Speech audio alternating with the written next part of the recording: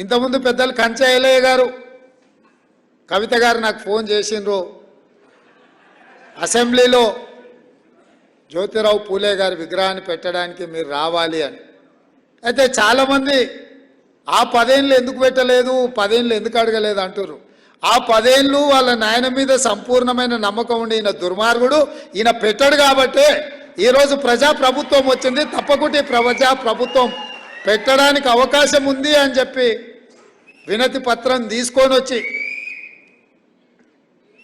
ఏ దళితున్నైతే ముఖ్యమంత్రిని చేస్తా అని చెప్పి మాట ఇచ్చి మోసం చేసిండో ఆ దళితున్నే ఇందిరమ్మ రాజ్యంలో అసెంబ్లీకి స్పీకర్గా నిర్ణయిస్తే ఆ దళితుడే స్పీకర్గా ఉంటే మా గడ్డం ప్రసాద్ గారికి కల్వకుంట్ల కవిత గారు వినతి పత్రాన్ని ఇచ్చిండ్రంటే ప్రజాప్రభుత్వం వచ్చినట్టే, ప్రజాపాలన మొదలైనట్టే అని చెప్పి నేను వేదిక మీద నుంచి చెప్పదలుచుకున్నాను.